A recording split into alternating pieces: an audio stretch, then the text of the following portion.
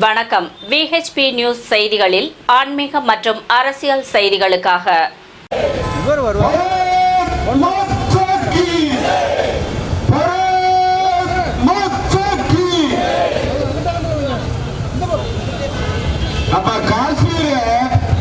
காங்கிரஸ் கட்சி கண்டிக்கின்றோம் கண்டிக்கின்றோம் கண்டிக்கின்றோம் கண்டிக்கின்றோம் கண்டிக்கின்றோம் பயங்கரவாதத்தை கண்டிக்கின்றோம் கண்டிக்கின்றோம் கண்டிக்கின்றோம் கண்டிக்கின்றோம் மதவாத பயங்கரத்தை கண்டிக்கின்றோம் கண்டிக்கின்றோம்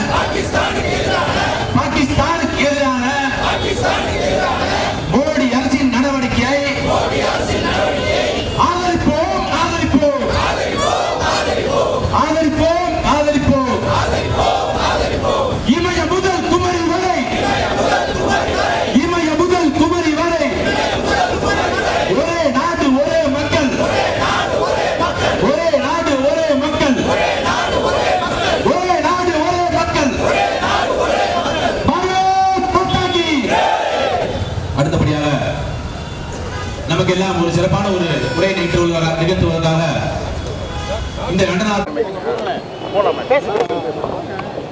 உலகின் தலை சிறந்த நாடுகள் வரிசையிலே முதல்நிலைக்கு முந்திக் கொண்டிருக்கின்ற இந்திய திருநாட்டினுடைய வளர்ச்சியை கெடுக்க வேண்டும், உலகத்தினுடைய தலை சிறந்த தலைவர்களில் ஒருவராக உருவாகி இருக்கின்ற பிரதமர் நரேந்திர மோடியினுடைய ஆளுமைக்கு களங்கம் உண்டாக்க வேண்டும் என்கின்ற நோக்கத்தோடு கூட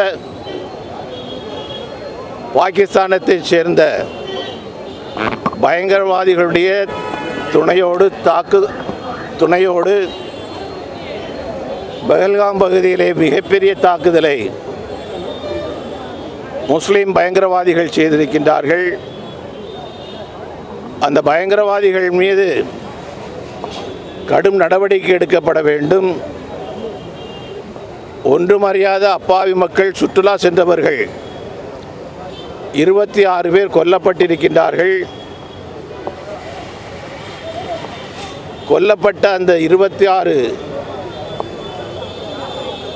உயிர்களுக்கும் ஒரு நிம்மதியை கொடுக்க வேண்டும், இந்திய மக்களுக்கு ஒரு நம்பிக்கையை கொடுக்க வேண்டும் என்கின்ற நோக்கத்தோடு பயங்கரவாதிகளை ஒடுக்கும் முயற்சியிலே பிரதமர் நரேந்திர மோடியுடைய அரசாங்கம் செயல்பட்டு கொண்டிருக்கின்றது.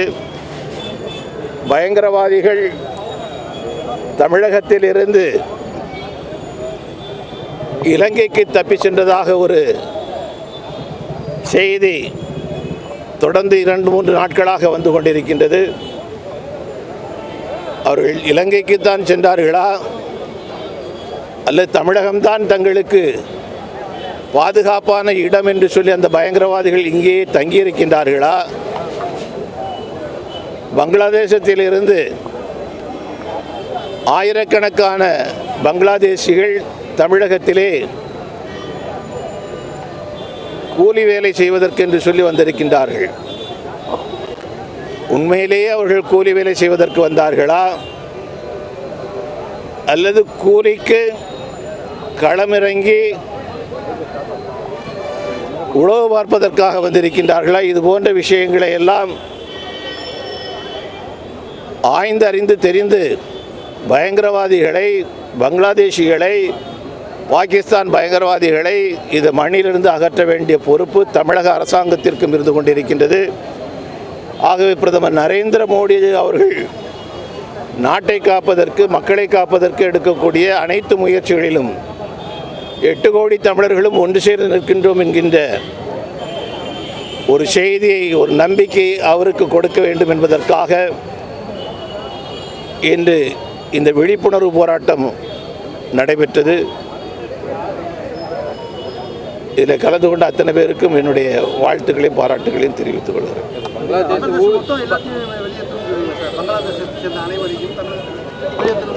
அனுமதி பெறாமல் வந்திருக்கக்கூடிய எந்த நாட்டை சேர்ந்தவராக இருந்தான்னு, அனுமதி பெறாமல் இங்கே வந்திருக்கக்கூடிய எந்த நாட்டை சேர்ந்த யாராக இருந்தாலும், எந்த மதமாக இருந்தாலும் சரிதான், அவன் எப்படி இருக்க முடியும்? அவளை எப்படி ஏற்றுக்கொள்ள முடியும்? குறிப்பாக பங்களாதேஷ் இன்றைக்கி எப்படி இருக்குதுன்னு எல்லாருக்குமே தெரியும்.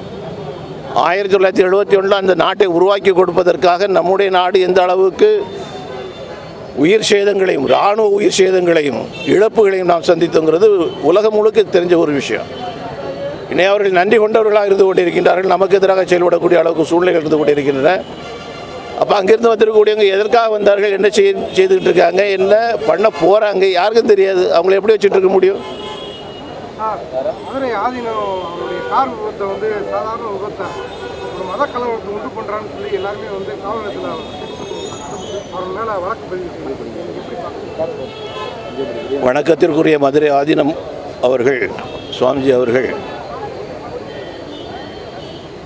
நேர சம்பவத்தில் இருந்தவர், சம்பவத்தை அறிந்தவர், தெரிந்தவர். அவர் சொல்லக்கூடிய விஷயத்தை சாதாரணமாக எடுத்துக்கொள்ளக்கூடாது. அதில் அதிக கவனம் கொடுத்து அரசு நடவடிக்கை எடுக்க வேண்டும் என்று நான் கேட்டுக்கொள்கிறேன்.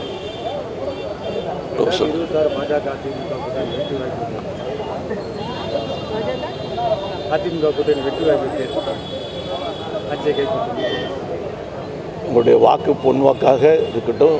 உங்களுடைய வாக்கு தான் இன்றைக்கி, வார்த்தைகள் தான் இன்றைக்கி வந்து தமிழகம் முழுக்க இருக்கக்கூடிய மக்கள் எதிர்பார்க்கக்கூடிய விஷயம். வணக்கம். VHP நியூஸ் செய்திகள். இத்துடன் VHP நியூஸ் செய்திகள் நிறைவடைந்தது.